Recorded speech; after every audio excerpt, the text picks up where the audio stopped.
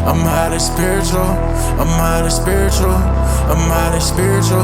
I'm highly spiritual. I'm highly spiritual. I'm highly spiritual. I'm highly spiritual.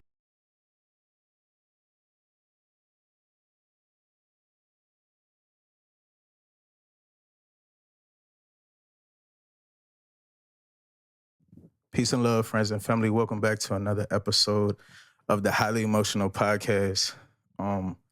I got somebody special in the building. If you have not heard of him, he's a genius. Welcome to the Highly Emotional Podcast, General Hellraiser.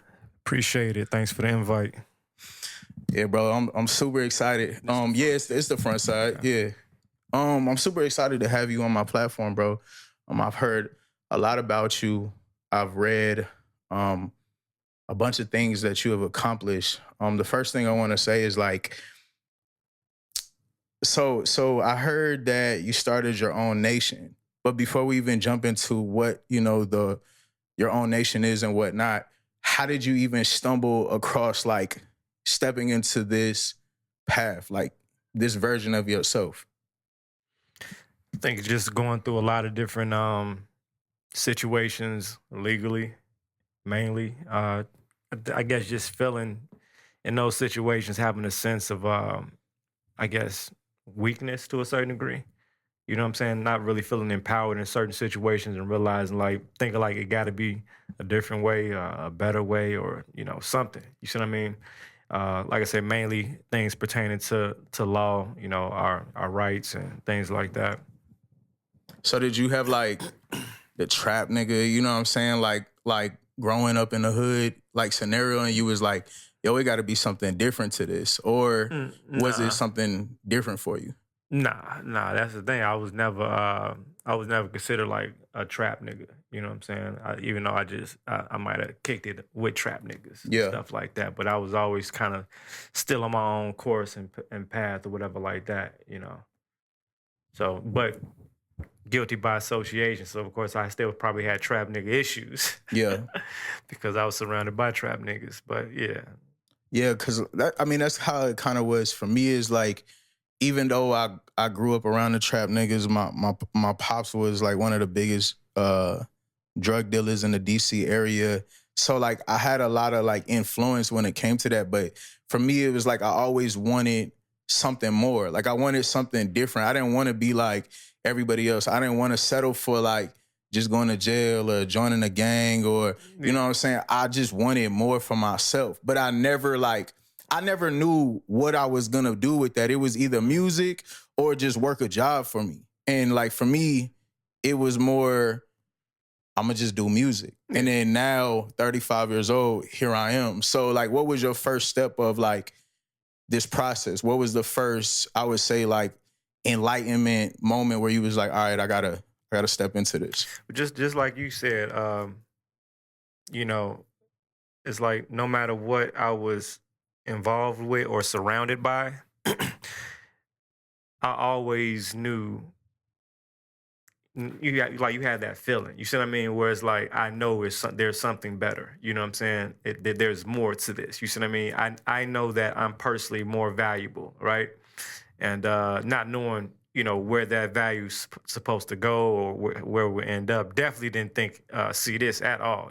My first direction was, your direction. I thought it was going to be music. At one point, I thought it was basketball for a short period of time. Same. You know what I'm saying? Yeah. So it's even with music, when I felt the attraction to music, I thought it was going to be just a gateway to something higher than that. You see what I mean? So I just felt like everything was like a stepping stone. All right, I'm going to do this. Yeah, I'm just going to keep on. But realizing damn, because each one of these different things are a trap and a matrix within itself. You see what I mean? So because when music came, everything else in entertainment, I dealt with models, managing models, managed artists. I was a rapper, producer. I also did videography, photography, and ran businesses in these different sectors, so graphic designer, web designer, So you learned it. So you pretty much learned it all. So you was a one-stop shop. Everything I've done, I've learned it. I've learned multiple things within each industry. You see what I mean? And that was kind of my thing. And then I kind of, once I kind of learned it, you know, performed it, provided as a service, I kind of grew out of it because I seen once I've covered all areas, I realized there was a limitation for me personally. You know what I'm saying? Because a certain amount of time and energy I would have to put into it in order to be successful. Then the success was still, I think you can plan success in these industries, but you still got to be connected a certain way. Maybe put for the, you know, so it's more so like just a maybe possibility. Like, you know what I'm saying? Like, hopefully, you know, like a hoop dream. You see what I mean? Mm-hmm. So, but once I realized that, I'm like, this is not gonna, and it's hard to segue out into of one industry into a certain other phases of life. You see what I mean? Because you're bringing what that industry holds with you. You see what I mean? The people, the things, and all the other stuff. So did that pretty? I mean, because it sounds like you learned like all these tools, and then pretty much you can apply these to what you're doing now. Because to get your message out there, to get your story out there, it's like you learn all these things. I mean, as you just said, like with the recording thing, like nigga, this is just like recording music. It's even more simpler. It is. Than creating a song or constructing a song. Same with editing these videos that I'm doing myself now. It's really like engineering. I may not know everything about the camera, but if I know how to set that bitch up and then throw it into the program, I can edit it. So anyways, I want to ask you, like, what is, like, in a sense, like, what is your nation? Like, I know that's a very, like, simple question, but, like, what does that mean? Like, what does that represent? Like, what is that all in detail? The nation of Malachi, the Malachian Empire, is a organization. It's a organization of people, of indigenous people, of all different, you know, branches, shapes, and sizes that have, you know, similar beliefs, desires, and wants as it relates to, you know, autonomy, freedom, you know, and just the exercising of rights in general, on how we, you know, things we believe in, spirituality, you know, things of that nature, and just a unity of people together, a collective of people. So the people are the nation, and then we have the republic. The Republic of Malachi is the landmass and territories that are occupied by the people of the nation. So what are the benefits of joining a nation or starting a nation or anything along those lines? Like, what is the overall benefit? Because, like, the way that I hear it, it seems like people can kind of, how can I say, like you don't have to follow the laws of the government in a sense. Like, if you relinquish your citizenship, I don't know if that's like the same process, but like, how does it work? Yeah, that'd be incorrect. You know, the reality of it is that we're not anti-government. Mhm. You know, we're self-government, and it's not about not abiding by laws. We are law-abiding men and women. You see what I mean? But we also carry out our own law, our own body of law, within respect to the laws outside of our own government, which is the United States government and stuff like that, in which we respect. All we want to do is we want the laws to be respected in relation to our rights. You know, so we provide structures to help defend ourselves against violations of our rights, our human rights, and our God-given rights. So that's the issue that we have. We don't have an issue with any said law per se. We have the issue with any statutes or policies that contradict or limit our rights. So basically, you pretty much like read through the law or assess the law and pretty much see how people abide to certain laws, but you kind of like say like, no, this is not what this is saying in a sense. Actually, this is what this is saying in a correct way. So like, for example, like one of my cousins, he was telling me, he was like, when you go to court and they say you or something like that without saying your name, like you're pretty much like relinquishing your power and giving it to them, like where they can control you instead of calling by your name, or like terms as far as like your children instead of calling them kids. It's like certain terminology like that is like, is that how it works? Yeah, words are everything. You know, words, you have wordsmith, you had wordologists, you have word magic, You know, you have all these different things that start off with words, and then which is the aspect of spells within spelling, right? So like etymology. Yeah. So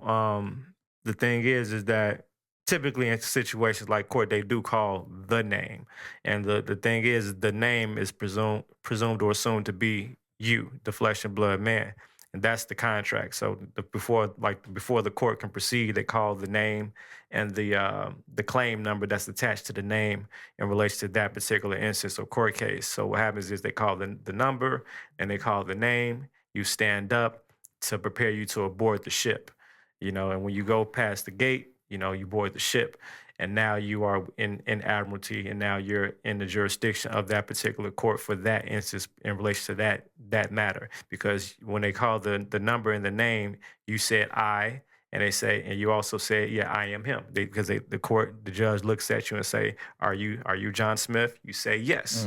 There goes the contract. So in contract law, you have offer, acceptance, and consideration. The offer was the acknowledgement of John Smith. You acknowledge, me, that's you. You know, here go the consideration. The consideration is the debt that's due against the charge in relation to this matter, right? So now, and the acceptance is you saying, yes, I'm him. Okay, now the court may proceed. So that's like a verbal signature in the sense. Go back to any court case and notice that the court can't proceed until that acknowledgement and acceptance is done. So then my thing is like, because when I think about this shit, it makes me think like, first of all, like, bro, I've been hearing this thing about like, you know, certain people in certain nations or certain groups of people can help me get off of child support. Since I've been on child support, bro, I've been feeling like a slave, bro. Because I don't think that people realize what it does to our people, bro. Like, I had to literally sacrifice, if I work a regular job, I gotta sacrifice majority of my paycheck and then still try to provide for my wife and my children, even though my paycheck is being garnished and it's not even updated in comparison to like how much I'm making and how many children I have. So I was dealing with all this shit, and then everybody would always tell me like, oh, you know, try this person out or try this person out. So like, for somebody who's like me, who feels like they've been trapped by the system, bro, and they've been pretty much put into them chains where I can't, you know what I'm saying? I can't go out of the States, bro. They randomly suspend my license. Like, so in a situation like this, how would this help me for someone who's suffering with the law in that sense? Because I didn't agree to pay child support. The only thing I agreed is to do anything I can to see my child, only for them to turn around and say, well, this is for child support, that is for custody, and these are two separate things. And then I just got placed on child support that I couldn't even afford, which was crazy as fuck. So like, how is that, like, in a sense, how is knowing these laws or being a part of a nation and having this understanding or this overstanding, how is it beneficial in a sense? Well, I would say what we do is not typical or standard when it's relation to a tribal organization, just simply being a part of a tribal organization. So, because for one, we got to understand what we are. So we are a non-federal, faith-based tribal organization. But just because we are that does not mean that it automatically includes legal defense or education as a benefit of being a member. Because if we go back to the actual facts of the matter, like your boy did in the interview, but what's the name? Oh, I know you're talking about. You said, you know, I was like, who's he talking about? Like the facts of the matter is that because we have to do that because they automatically kind of categorize us as like sovereign citizen groups and stuff like that. Because if we focus in on what we actually are, it wouldn't be assumed that even came as a benefit. You get what I'm saying? Because if we go through the facts and we evaluate the condition and current state of the non-federal and federal tribes that are in existence today, it's about a little bit under 500 non-federal and around 500 plus federally recognized tribes in the United States.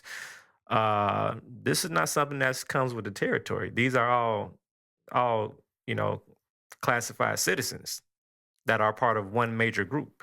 You see what I mean? That follow the same rules and regulations that may have certain perks and benefits that, you know, your standard citizen might not have, maybe like free schooling or extra schooling benefits or extra house care and stuff like that. But other than that, everybody's still within the same citizenship. You see what I mean? But for the simple fact that we do offer that legal education and stuff like that, that sets us apart, which is why we are of more valuable to ourselves and other organizations such alike. You see what I mean? So now we do help people, educate people on things like that. And you said something important. You said that you never agreed to that, right? So before we can tell you anything, we got to get you to understand that at some point you did agree to that. That's the thing. So we're not like, I'm not like the civil rights guy that be like, you know, hey, they need to stop doing this. We need to change this and change that. You're fighting against changing something that will never be changed in the aspect of changing. It's more so looking at the actual problem. Because if you just said I did not agree to that, you have to believe that you would have had to agree to that in order for this to be possible, right? Mm-hmm. Because it wouldn't make sense otherwise. So you got to ask yourself, at what point within your contract was there a contract? You get what I'm saying? I'm guessing I agreed when I showed up. Where to court? Yeah, I mean, in a sense, or said... in relation to child support specifically, by the time you get to court, you've already accepted liability and responsibility to that contract by the time they get you in court. You see what I mean? Because because child support court is just like a bankruptcy court. Like, you typically sometimes you could see you see a judge, but there's an administrator doing a lot of things for you and stuff like that. They kind of like relay things to you and stuff like that, right? So it's a little bit different. That shows you that it's a third party. It's a lot of third party stuff going on somewhere, because child support is a third party to the court in general. It's a third party agency that uses the court to conduct administrative processes against individuals. You see what I mean? So what they do, and the reason why they go through the court is to be able to get legal power to be able to garnish wages. So in order to do that, they go through the court so the court can put an order in against your employer. And since you are a W-2 employee, that's another contract. Just based on a W-2 contract alone, technically still makes you a government employee. I mean, an employee of the government. So now, as a W-2 employee, and since the corporation is a corporation within the corporation, now, and if the owners are personally individual owners by personal, like legal classification as far as ownership of the corporation, like if it was a non-profit, or you work for an LLC, whatever like that, and Susan and Stan owned it, they're on the books personally, right?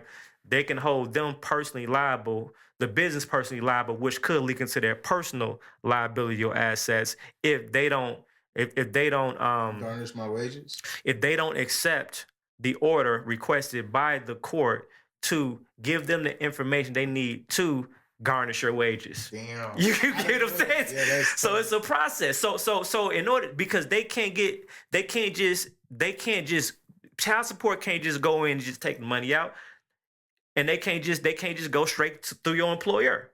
They got to go. Ultimately, the employer sold you out. First of all, let's get that understood. Yeah, but they got to go. But anybody can go use the court to get an administrative order to garnish a wage. I can give you a contract right now, you know, and you have a promissory note and a security agreement, right? And you turn that into a performance bond. I give you 12 months to pay me X, Y, Z. And you're gonna agree to perform the pay because you gave me your employment information, so that's a performance. You agreed you agreed to go to work 9 to 5 to pay X, Y, Z every month. If you fail to pay pay such amount and you go delinquent, now I have legal remedy. I go to the court, file a claim, and now I can garnish those wages. All right, so now let's go back again to the original contract, because that still doesn't explain the original contract. That's what I was gonna ask you, Right. because before you give it away, is the original contract my name, my social security? Because I mean, I know that I am pretty much the product of America, or the Walmart, which is America. I am a product of America. So no matter where I go, my social security is tied to me, and therefore it's kind of like a barcode or a UPC of an item that's on the shelf at Walmart. So no matter where you go, if you scan that motherfucker, I still belong to the United States. So is that that's what you're gonna say? The social security number is in relation to the social security number contract, and the social security number itself is nothing more than a tracking number for the person, the product that you're talking about. The original product was declared and created upon your birth when you got imported from the ship. Wait, what ship you talking about? You talking about the ancestral ship? Like, what you saying that? Like, what do you mean? No, the your ship? birthing. You got. Oh, okay. That's what you're talking about. All right, I had to make sure. All right, go ahead. Yeah, when you went to the dock. Yeah, and they imported the goods.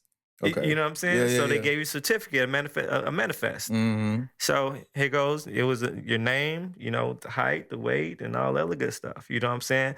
So now, but that also required an application.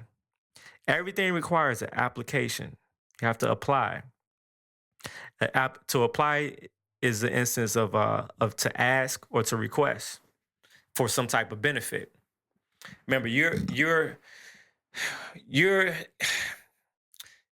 essentially a beneficiary in a sense and a trustee in a sense, but not in the best fashion, because you're still a liable party as it relates to the person. Now, on the birth certificate application, this is the one contract that most people are unconscious of, because that's typically during the situation, that contracting that was going on was in a situation where typically the man and the woman giving birth and the man that's witnessing the birth is not fully focused on the actual contract that's going on. Right? You focus on my child. You see what I mean? Yeah. But so what happens is that the contract part usually initially starts in the beginning, and then they get you to sign off on it, typically when a woman is about to push the baby out.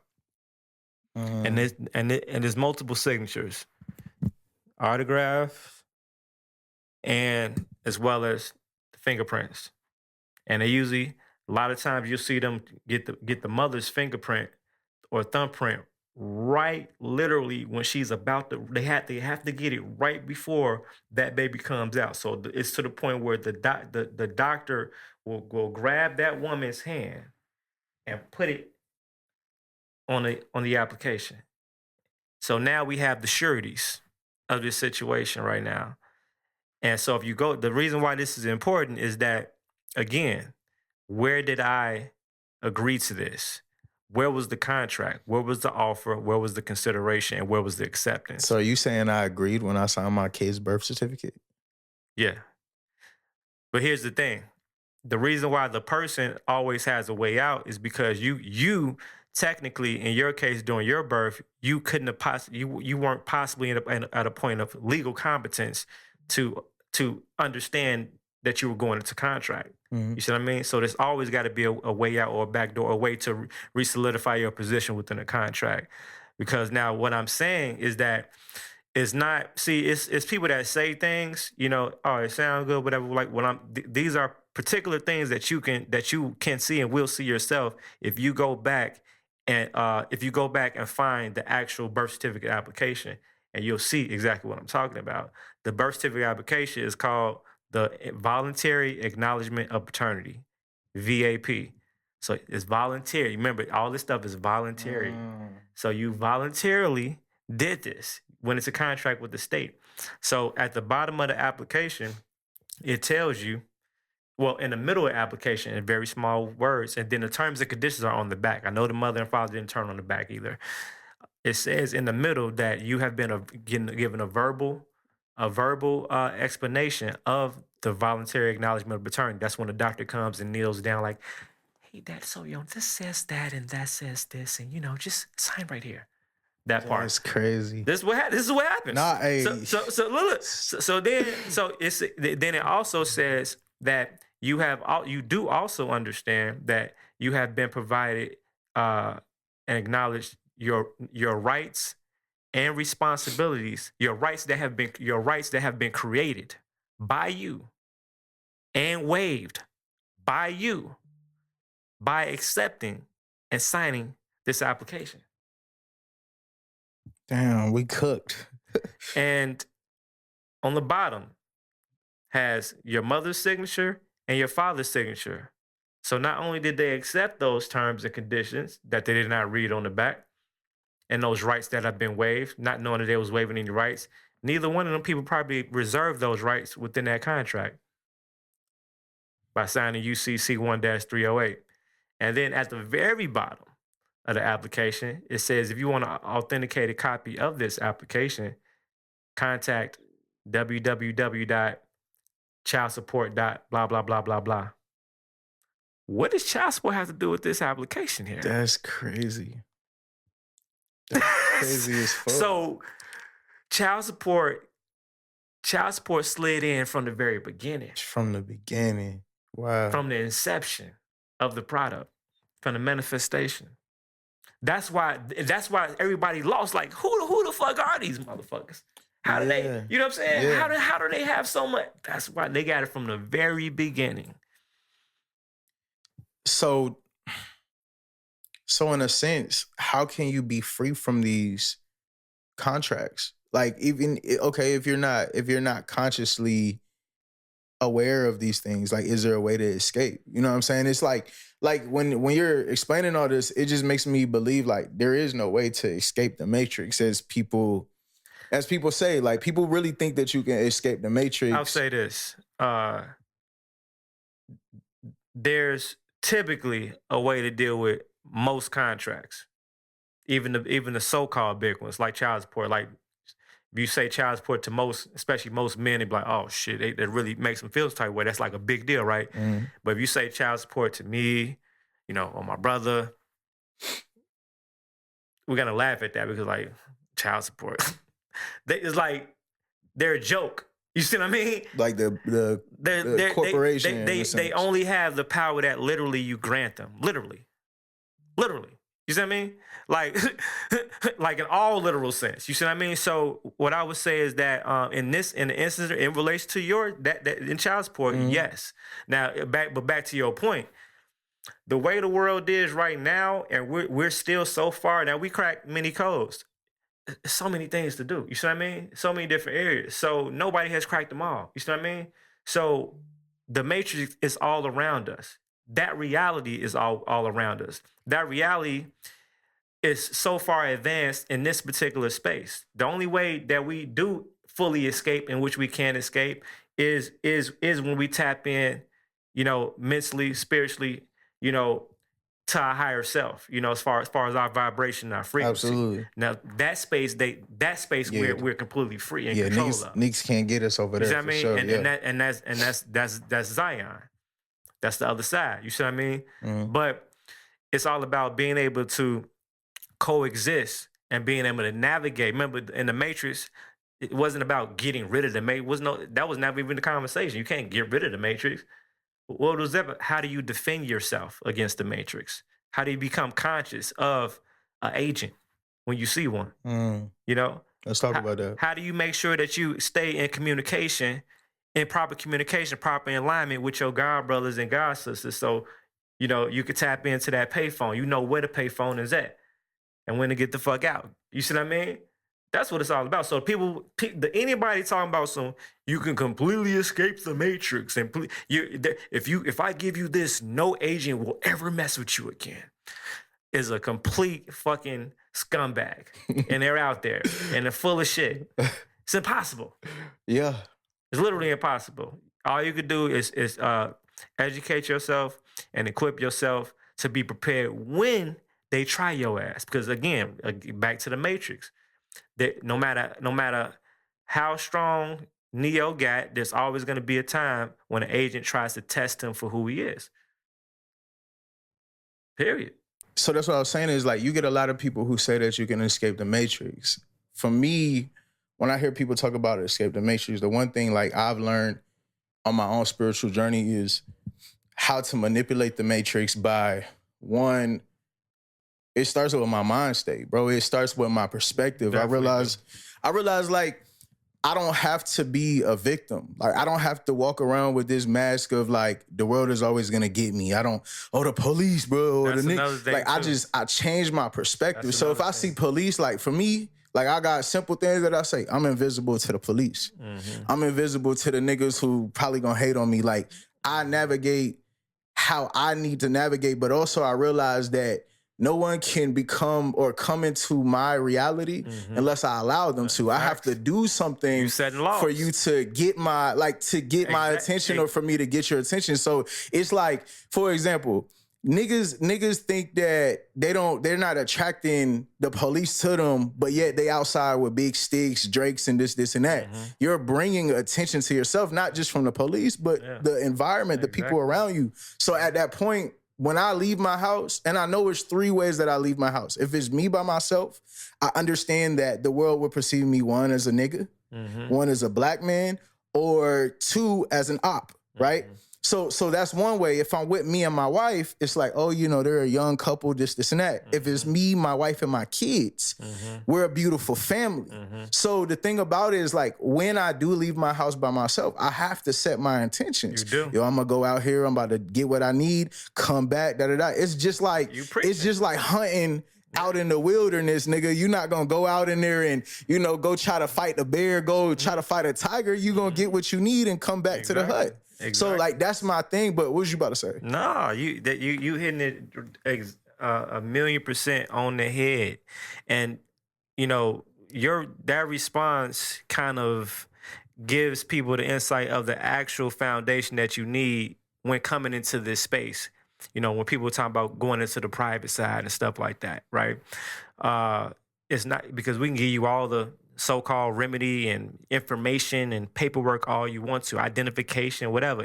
If your mind is not right, if you don't have positive intention, positive vibration, high vibration, and high frequency, you're going to attract those things that's on those lower vibrations. Facts. You see what I mean? Mm-hmm. So yeah, you're right. So you have to raise those bars, raise your Wi-Fi, connect your Wi-Fi signal. You know what I'm saying? And make sure don't shit penetrate that's navigating below that shit. You see what I mean? And that's part 1.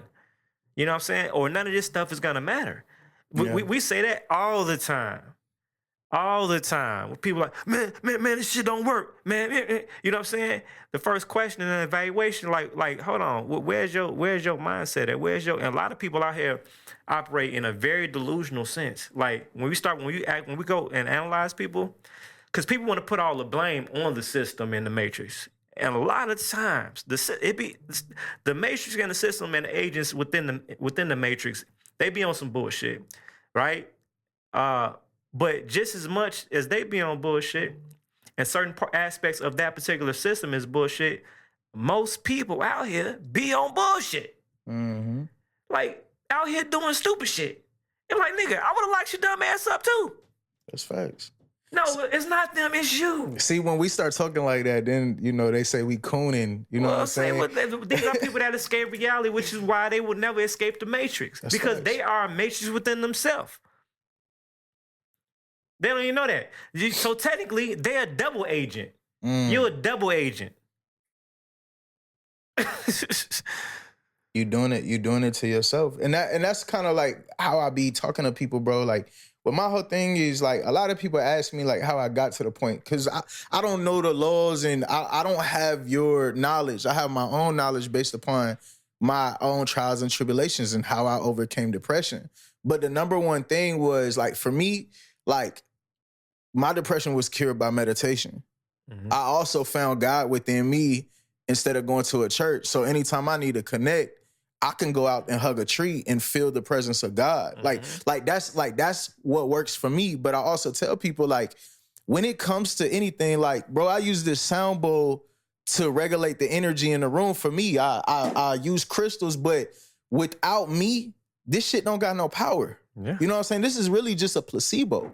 So it's like things don't work, and I kind of be noticing like shit because I'll see people like, oh, bro, you take my vitamins, you take my CMOS, you take this. Talk about this all the time. But it's really you. Like I took CMOS. It did help me, but I had to believe that it was going to help me and be aware of like how it affects my body and my existence. So I tell people about meditation and niggas think like it's like that. No, bro, I chose meditation. I believe that meditation was curing me every single time that I meditated, and I was willing to meditate. So that's the thing, is like, you hear people talk about escaping the matrix. In my sense, it's not about escaping the matrix. It's more about manipulating. Learn how to use things to your advantage. Exactly. Learn how to become aware and learn how to move. You have to, like you said, you have to maintain your frequency, but that doesn't mean like I'm all good, I'm all light. No, nigga, sometimes I'm shadow too. Yeah. It's about creating balance in my life. So when I hear people say these things, a lot of times they act like it's the cure, nigga, is gonna get rid of cancer. But no, bro, it don't work that way. Nah, perfect. Another thing you said was, I think everything has a matriotic component to it, right? Or can, right? Just like everything has to have some type of equal balance, right, in order to exist in this particular realm. Absolutely. There has to be good, bad, left, masculine, right. You feminine, see what I mean? Sure. Right. So if we look at something like, social media, right? Artificial intelligence, right? There's a lot of darkness to that. There is, for sure. But a conscious person, an aware person that's confident and secure in their level of the spirituality and their own frequency. Yeah, exactly. Is able to identify that for what it is, accept it for what it is, and kind of like move that back in order to reap the benefits and the potential power of being able to utilize or manipulate, in a positive sense, to serve their best interests while navigating in this particular world. No, that's facts, because a lot of people, like, I get a lot of people who want to do things that I do, and they're like, bro, I don't know how you do the social media. And I'm like, bro, it's all about your perspective. You using it as a consumer, and you're not using it as a tool to brand yourself. It's like a lot of these things are for marketing. You have to learn how to use these tools. They're tools, but if you're abusing it, that goes back to like what I say about like extremism. Like, everybody talks about being woke, bro, but you can be an extreme woke nigga. The government is out to get us, but it's like, bro, it's not. The world's not really truly ending. Like, yeah, there's bad shit, but there's a lot of positive shit going on, bro. You just have to be tapped in, and you have to be aware of everything that's going on. So like, I observe a lot of things, bro. And for me to like believe something, I gotta know that it works for me, but it's all about me choosing for it to work for me. It's like faith. I say it all the time, bro. Is like, you got a Muslim nigga. He prayed for 30 days, 7 times a day, that his cancer is cured, right? You got a Christian nigga who beats his wife, and he prayed every day, go to church on Thursday or Wednesday and Sunday, and he prayed to Jesus and prayed to God for his cancer to get cured, and it got cured, right?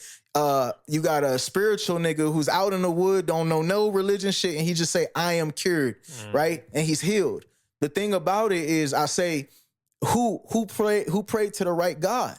The thing about it is all of them, because it's about your belief. So me going to, like, in a sense, joining your nation, if I don't truly believe that that's going to work for me, it's not going to work. Yeah. That's what everything in the world, Thanks. Your mind is how you perceive your reality. So if your mind is fucked up, you're going to be living in hell. All day. It's going to be a repeated cycle. 100%. So yeah, so that's my thing. But I was gonna ask you, I was watching one of your interviews, and it was saying that anybody who joined your nation, they can't use their government name. I want you to dive into that. Yeah, things change all the time. In the very beginning, when we actually organized as our own independent nation and tribe, we were, of course, more lenient on things. So there's like a lot of things are changing right now because a lot of things within the United States government is changing. So we have to always, in order to continuously grow and to evolve, we have to be subject to change. You know, that's the cousin to growth. So, bro, I'm damn near changing everything right now. You see what I mean? Oh shit, you in the process? Yeah, because you can't. It has to complement where everything is going right now. You see what I mean? You can't just stay stagnant to it doesn't work like that. And there's no way we would have been able to advance as quickly as we have within these this short decade, you know, and to even be a talked about force in relation to the same conversations as other tribal governments, you know, that's been here, you know, 100 years plus.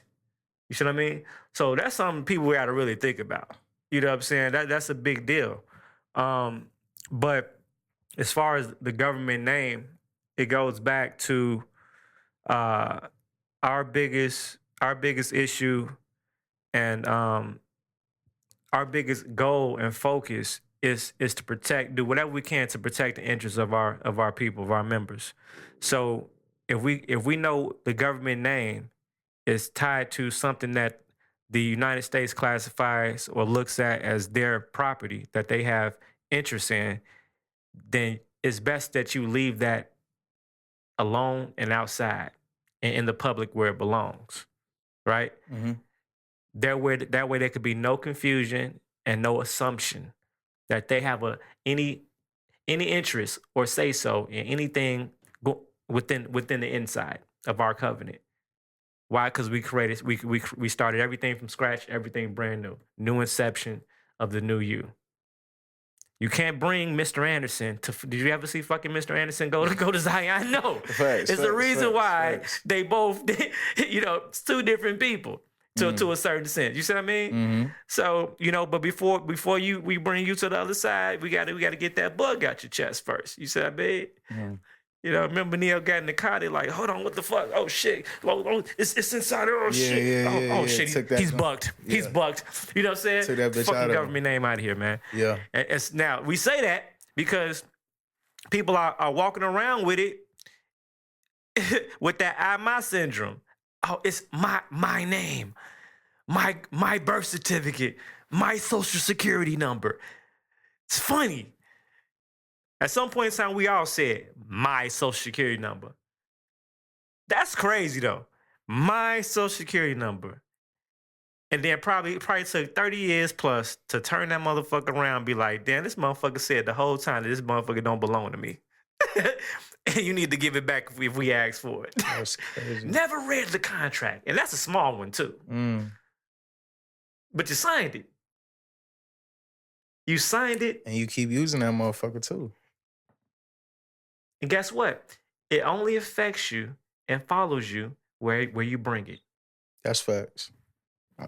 Hey, I agree with that. I've been operating as Tuesday Night Swim for like 9 years now, and that's what everybody know me as too. And they gonna always try to find a way to connect. Just like I'm selling something on Facebook right now, and but I'm only taking cash, you know, or other means of payment, you know, within myself to sell it. You know what I'm saying? So, but they want to give you the choice to process payments through their payment system, but they gotta confirm identity and they need your social security number and all that stuff. Now, if y'all can't do it as no business or no trust, I'll pass on that. You see what I mean? That's a choice. You go into contract because remember, if you go into contract just we only focus on what we're doing at that current moment. Oh, I'm just trying to get this money, sell this, woo, like that. But if I'm like, oh, hold on now. Now you do know if you provide this information, you know, to confirm this identity of this particular person in relation to this, you do know we're Meta, right? We own Facebook as a whole. Yep. And we also own Instagram as a whole. Yeah. We also own WhatsApp as a whole. We also own a lot of data as a whole. Gotcha. And we are subject to sell this and share this data amongst our friends as a whole. We do know the affiliation with the FBI and Facebook, even before Meta. See what I mean? Yeah. So where did you agree to that? Somewhere that you weren't even realizing that you was agreeing to it. You just tri-merged your shit into the system. That's true. So again, being conscious of contracts, you know, Conscious of contracts. So the government name is a liability. That's why the government name is a liability. We just simply don't deal with. We acknowledge the person. We have to, of course, acknowledge and verify who these people were in relation to the corporation before we bring them and accept them into our tribe for our safety. Mm-hmm. You know what I'm saying? But after it. that, yeah, just like if you join any tribe, honestly, even that's not even as strict or as understanding in the law as we are. If any tribe, that's the process. You come in as such and such. My brother, you come to us on this day as Jonathan Snow. Today you will become Ashabak. You know what I'm saying? Yeah. So and from that day, you are Ashabak. To us, it don't matter who the fuck you are to them. Yeah. So again, if we remind people again of who we are a tribe first. It will make a little more sense. You see what I mean? So another thing I wanted to touch on is I heard you wrote your own Bible or created your own Bible. Yeah, the Malachian Bible. What made you do that? Our faith is our foundation. So what is that? Like, what is that detail? Like, how did you put it together? Like, in a sense. The main thing I want to do, I wanted to keep it simple for one. It's, like I said, it's more so just a guide. You know what I'm saying? So it's not like your traditional religious book that tries to get people to worship a particular thing or deity or entity. It's more so a guideline or blueprint to help people find God within self. So the closer we get to self, the closer we get to God. Is that the mission, like, overall? Yeah, because I had thought about an idea similar to that. I had thought about starting like my own language with my kids. I actually wrote like a good 30 words that I have saved, and we have like terminology and stuff like that. But when it comes to like teaching my kids, I got 6 kids, and the last thing I want them to do is believe that they have to worship someone or something and then relinquish their powers, because it's truly on them to have a relationship with God through self. Exactly. So I'm not big on religion, but therefore I study a lot. So I read books on Buddhism. Exactly. I read books on Christianity because I believe that there's a message in everything. Exactly. So I was like, when I heard you wrote your own Bible, I was like, this is a dope concept. But I wonder, like, in a sense, like, how does that work out? Like, do you read it often? Do you go over it often? Do you practice it with other people? Or is it just something that you have sacred for you and your family, in a sense? No, it's for the entire tribe. Okay. Yeah, or inside or outside. You see what I mean? It's no, just like the doors of the church is always open. You see what I mean? But so it's something that we practiced and study together collectively. Every Wednesday night we have Malachian Bible study and meditation. You see what I mean? So we have our quote unquote Sunday schools on Wednesdays. And then, of course, something that I personally practice within myself to keep myself, sane and, vibrating high within myself. That was meant to be a religious blueprint, as well as, a spiritual guideline, as well as a weapon of defense when it comes to our rights, because a lot of our God-given rights and stuff like that is embedded inside the Bible as well. Because it's our religious right to travel. It's our religious right to bear arms. It's our religious right to self-identify. It's our religious right to self-govern. It's our religious right, and it's not that we just say it. It can reflect inside of our spiritual context of our spiritual scriptures inside the Malachian Bible. So that's our proof and evidence of such. So if anybody infringes on that, we can pull that out. So do you pray? Meditate. Yeah, because I don't pray. Like, when I be saying that, people be thinking I'm crazy, and I'm like this is my relationship with God. One, I'm a firm believer that if God is at the forefront of your life, then no matter what your situation is, whatever your hurdles or roadblocks is, if you believe in God, which is through yourself, you know what I'm saying, which is everything in existence in a sense, then I don't need to pray my way out of certain situations. I know that I'm going to be delivered. That's how strong my faith is. So I tell people, like, I don't pray no more. I used to pray, and it would always be in those moments of, like, oh, bro, I'm about to go to jail. Like, please, hey, Jesus, please, like, get me out this situation. Please, like, look, man, you get me up out this situation. I'm going to church tomorrow. Like, that's how it would be for me. But then I realized, like, sometimes that shit would work. I ain't gonna lie to you. Sometimes that shit would work. But then I realized I was doing a disservice to God because it was kind of like as if God was my servant. You know what I'm saying? I'm only asking God for all these things. Yo, God, yo, please, yo, let me wake up tomorrow with that bread in my account. Like, and then I realized that I was putting too much of my, how can I say, my accountability on something else. It's on me to go get the bread. It's on me, like, that's where I believe in, like, the universal laws and, you know, the Hermetic principles and stuff like that is like, I can manifest anything, but I still have to vibrate towards it. So in a sense, I stop praying, bro. Like I don't pray to God like that. I just have a conversation. Like, and it's more of a sense of like just having gratitude, bro. It's not asking for anything. It's not, you know, wishing upon a star for something to fall out the sky. It's all about me aligning myself and going out to get it. Gratitude is the key. Gratitude is the key. Always showing that gratitude, you know, and that love and appreciation for the source, you know, for, you know, the current situation you in, you know, is like, you know, just always recognizing, you know, outside the bullshit, you know, it's still all good type shit, you know, and yeah, definitely not, you know, volunteering yourself, you know, circumstantially volunteering yourself into spiritual contracts that you're not going to commit to just to get out of a jam real quick. Yo, because that's exactly what the fuck he was doing. Yeah, them contracts is crazy. Hey, just look, just one more time. I promise you. You know what I'm saying? I'm gonna be there Sunday, bright and early. Yeah.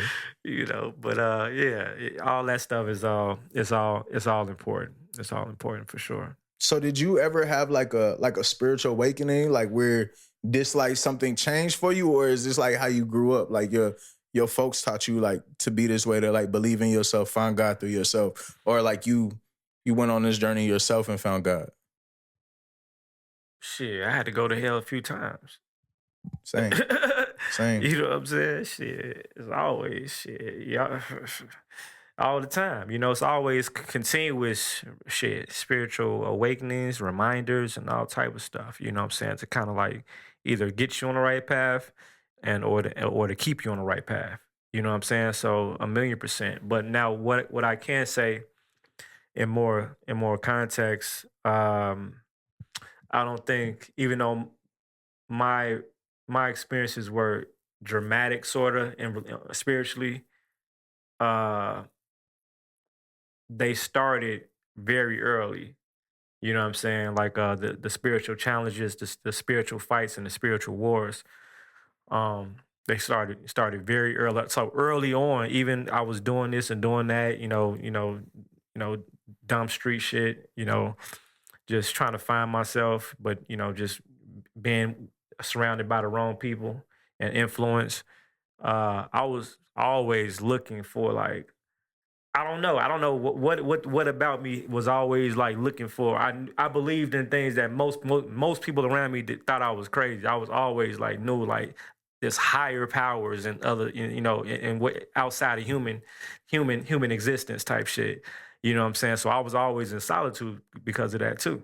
You know what I'm saying? So, you know, I would always have these wars, direct wars with demons and shit, like, you know what I'm saying?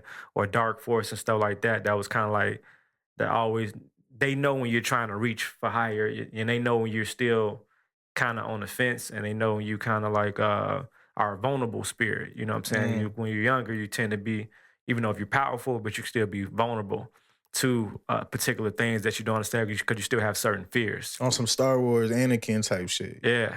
And I know they knew that, so they was trying to, you know, catch, you know, cuff me up before I kind of, you know, trying to get you to the dark side. Yeah. And literally, like, like any point in time, you know, we can take this pain away. You know, any point in time, you know what I'm saying? You ain't got to struggle no more, you know? It was lining them up. You want Jesus, you want Allah, you want, you know what I'm saying? At one point in time, I was like, you know what? Fuck it, Jesus, take the wheel. For a split second. Yeah. You know what I'm saying? But, you know, I held on type shit, you know? No, that's beautiful. Yeah, I deal with the same type of shit, bro. Like I grew up in the church. everybody telling me to go to Jesus, and that it worked for a little bit, but then I realized it wasn't a stopping point. I feel like everybody get caught up in like just the church, and then you're confiding your faith into one person. And I was always like, this person don't have the answers to my questions. So then now I realized that I don't need to listen to you and your relationship with God. I could just skip the middleman, go straight to, you know, God himself or herself or itself or whatever context people want to use, and have that relationship through me. And that kind of like, bro, it was like a sonic boom to my life where, like I said, bro, I just surrender. Like, I don't even know how things align, even with the podcast, even with all the things that are happening for me. It's just happening, and I believe that it's in my favor. So that kind of like, that's how it's been for me since really 2020 is where I was just like, yo, hey, I'm going to just allow you to guide, and I'm going to observe, and I'm going to enjoy it. Like, I'm going to enjoy every moment, even when the times are bad. I'm going to find the lesson. So that's what it was for me. But I was saying, that's what I was thinking about. I'm really interested, bro, in the ceremony, the Ayahuasca ceremony. Okay. The thing about, from what I heard of it, one, I be seeing videos where people are like, don't do it, it's gonna mess up your brain and this and that. And then I hear other sides of people where they're like, yo, it changed my life. Like, I really understand things on a next level. My fears for me is like, I know certain shadows, certain trauma. Like, I'm a very emotional nigga, bro. I'm a very emotional man. I'm highly emotional. You get what I'm saying? I'm an Aquarius, bro. My birthday, February 6th, just passed. It's just turned 35. Yeah. But, so I know that about myself. That is my superpower, bro. Like, I can feel empathy on supersonic levels, bro. But so when it comes to like having the ceremony or being a part of the ceremony, I just want to know, like, I'm protected, bro, because I don't want to harm myself. It's not about hurting anybody else. It's about harming myself, because the trauma that I know that I've endured in my life, that I've chose to, instead of reacting and being a victim of my trauma, I've chosen to be the hero. I've chosen to love, even though I got all this trauma in the back of my subconscious or in my heart. So my thing is like, is that something I have to worry about? What do you feel like? What's your theory on it or whatnot? I think your concerns are valid. I mean, it's the unknown. You know what I'm saying? I think our greatest fears and challenges is like we all, you know, reach for higher self, but we actually at some point were or are scared of our higher self. You see what I mean? Because in order to get upstairs, you got to kind of leave downstairs. That's a bar. That's a bar. And sometimes, you know what I'm saying? It's just like the reason why you say you only took 3 instead of 7. You see what I mean? Because you know, because you you were like, oh, you felt a little bit of higher self. Yo, I was like, shit, I don't know about going all the way up. Right? Yeah. And that's really what it's all about. And that is the cause and effect of the experience of going through the detachment phase. Right? You're detaching yourself on what you even perceive self as being. You see what I mean? Like, they really have no relation, you know, outside of, I would say, the true essence of your spirit. But as far as in this regular memory bank, you got 2 different memory banks. Well, several actually. You have your mental, your mind, your brains, and you have your spiritual. You have your spiritual memory bank, tapping into everything that your spirit has remembered, decoded and encoded, and programmed inside of your existence. You see what I mean? So, but a lot of times there's blockages between that and the other, and this one plays tricks on your mind, playing tricks on you. See what I mean? It blocks what your mind thinks and perceives higher, because all it can do is perceive what higher self is. You see what I mean? And even lower self. And higher self is a combination of the embodiment of lower self. You see what I mean? That's why with ayahuasca is an interesting experience, because before you can go upstairs, you got to go downstairs. Oh, fuck. Fuck. Now, regular DMT, you might be able to skip that. I mean, right? I'm ready. I'm like I said, I'm only afraid of harming myself. because how big my heart is, bro. Nah, you good on that. That's- I think ultimately you're 100% right, and I always recommend that, especially for ayahuasca, for you to always do your first time in the midst of ceremony. You do that with ceremony, in the proper ceremony. With What's the proper process?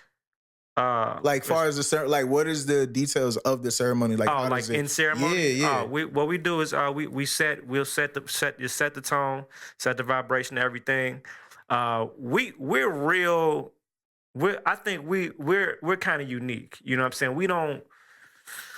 We don't overdo things when it comes to like we real regular at the same. You know what I'm saying? Mm-hmm. But when it's game time, it's game time. It's all about good energy is good energy. That don't mean that we had to be walking around the whole day acting weird and shit. You know what I'm saying? Like just putting on this show. We don't do that. You know what I'm saying? It's all about good energy and positive energy. You know what I'm saying? Just being free. You might just want to roam. You know what I'm saying? Like we pick our locations very strategically.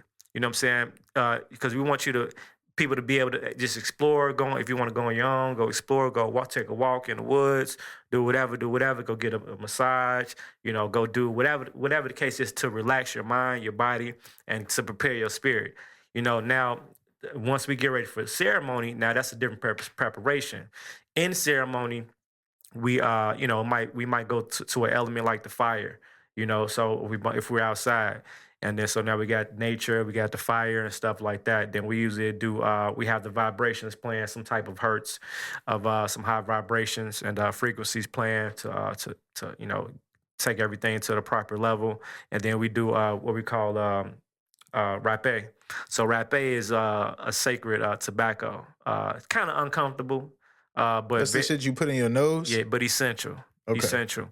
It really so we blow it into both nostrils or whatever like that. And what that is, that declassifies the pineal and like helps ground you. Depending on how strong the rapé is, determines how strong it grounds you, how deep it grounds you. You know what I'm saying? Some rapé can literally put you on the ground, literally. You see what I mean? You might need some seconds to get up or whatever like that. And so once you get past that, now you're going to be at a different center of space. You're going to be prepared at that point. You see what I mean? Oh, this is before? Yeah, this is before. Oh, I thought it was after. So this is rapé ceremony because you got to get grounded first. You know what I'm saying? So then once you do that, you can go right into it. We don't recommend it. You're going to have a better effect if you go through the rapé ceremony first. So we do that.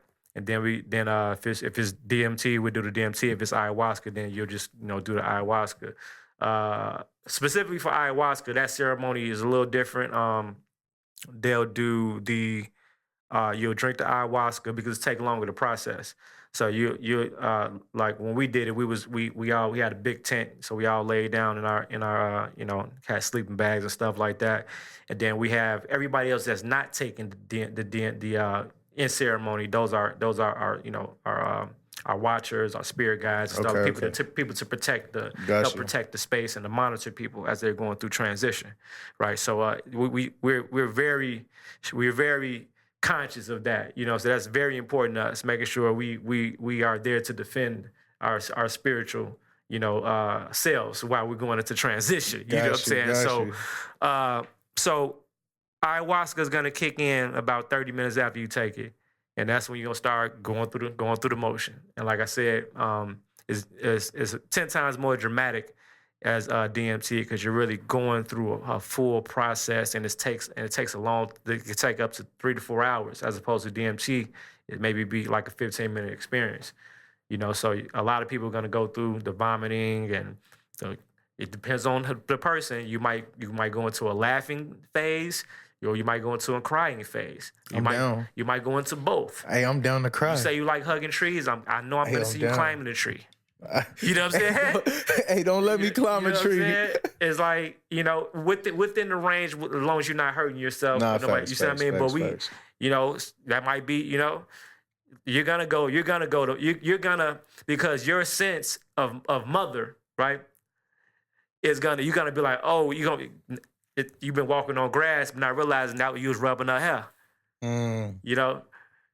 Literally, you know what I'm saying? It's like if you're already a tree hugger, you're gonna be like tapped all the way in. You see what I mean? Yeah. To like really understanding that. So I would recommend definitely a ceremony for the ayahuasca for sure. Anytime you get a chance to do the DMT, definitely go for it. Just be advised on which DMT I'm you're going taking. with you. This Okay. this is why we had the conversation. I'm locking in with you. So you know what I'm saying? Yeah, so we got two different types of DMT ceremonies. One with we call blue pill, and the other we call red pill. You know, blue pill is the DMT that's extracted from the mimosas plant. Keep going. And we got red pill, which is extracted from the toad venom.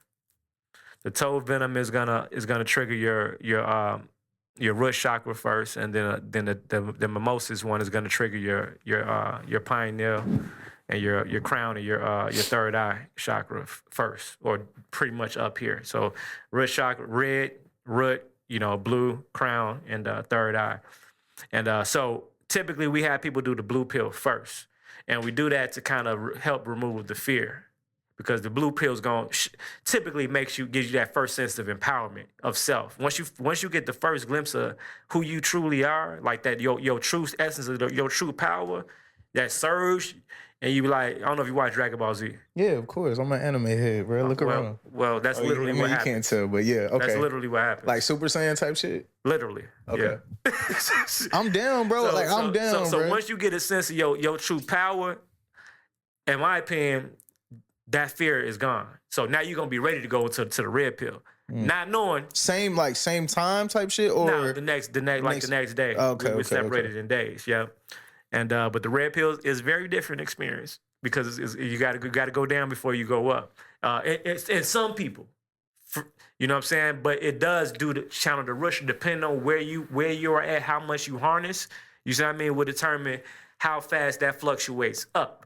So depending on how, I would say in a sense, like your mind state really is like how it affects you in a sense. So if you're like a really negative person, then you're probably going to have a...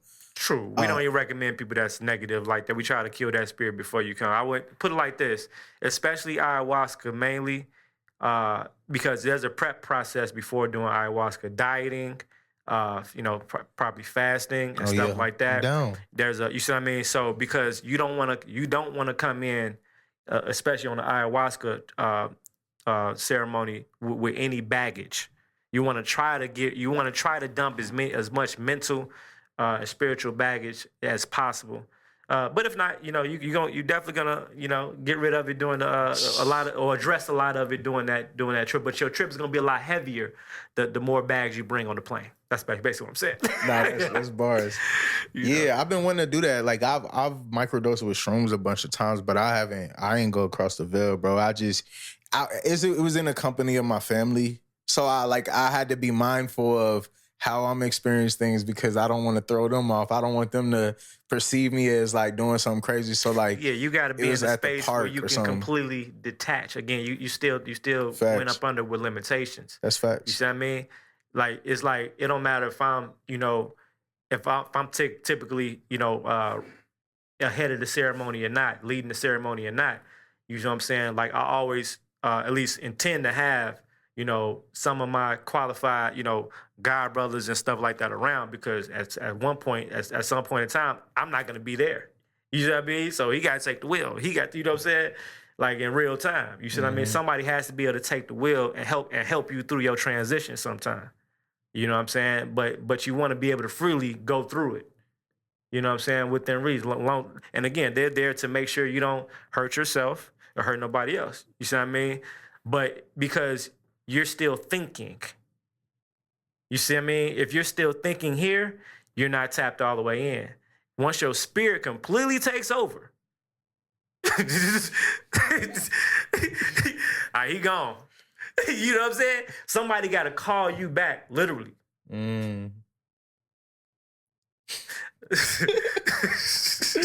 Yo, this shit deep. Yo, you saying it, I'm like, I just be thinking about like times where I didn't astral projected type shit, and I had to like, I remember one time I astral projected, bro. I got so deep in that shit. I was like, yo, what if I don't make it back? It's always that way. To be honest with you, and the higher you change your frequency, you can change form. You can and transform. You can. But what I will tell you is this: is that with our experiences, you know, we take pride in you know, giving people the opportunities to have these experiences, to tap into their higher self. Like we really get, we really feel empowered by activating, you know, your superpowers. You see what I mean? Yeah. Like literally, if some people's, honestly, some people's are dormant, or some people's are not even there. So it's either gonna show who you are, or it ain't. You know what I'm saying? So it ain't. What I realized, that I had the wrong impression at first. I thought everybody kind of, but they're not. For real. They're not. I thought everybody that went through the process and went through this experience, even if they were kind of shaky at first, they will be enlightened. They will be changed, or nah. And what happens is it empowers you, because you still got to come back to this mind right here. It all depends on the condition of this right here. It connects to the spirit on what you do with that power. You know, you're either gonna become worse, you know, because the ego gonna take over after that. You know what I'm saying? Or you're gonna become a better version of you. You know what I'm saying? I learned that the hard way. You know what I'm saying? I realized, like, damn. You know, so our evaluation process is actually changing now, who we even let into that circle. You see what I mean? To experience that, you know. So, yeah, I'm down, bro. I ain't gonna lie. It's nothing you said shakes me.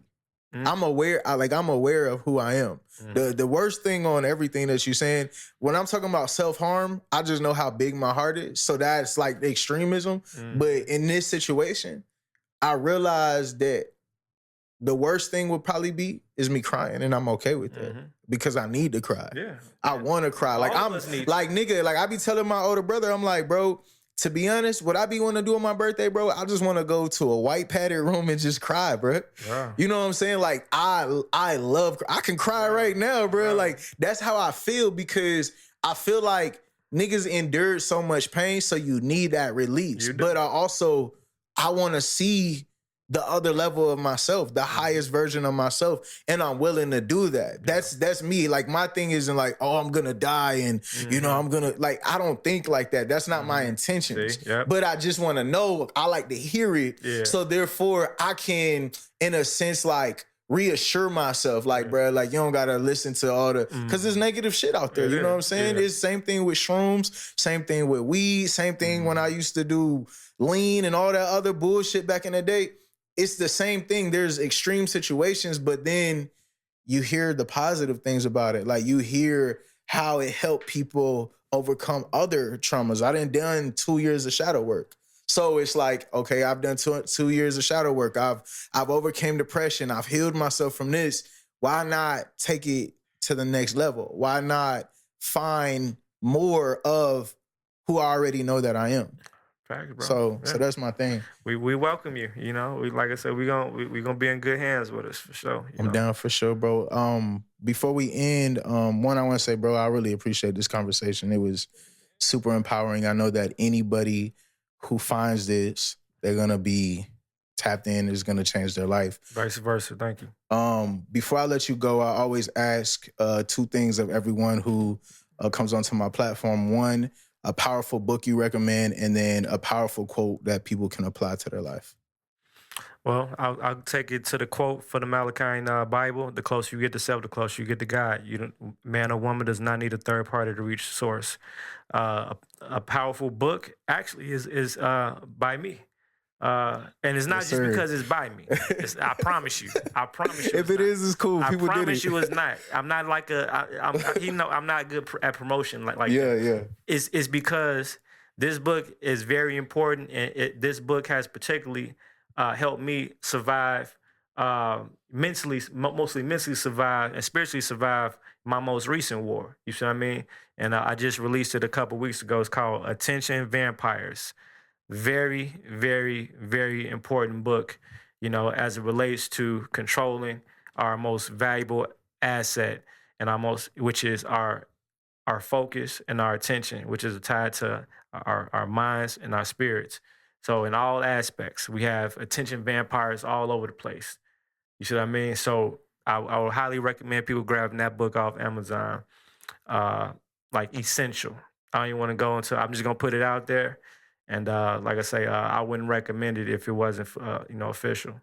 I appreciate that, bro. Once again, like I said, I really appreciate you tapping in with me. To anybody who has enjoyed this conversation, make sure you hit a like, subscribe, share with your mama, your daddy, anyone you love. And until next time, peace, love, and light. Peace. Big Swim. Peace.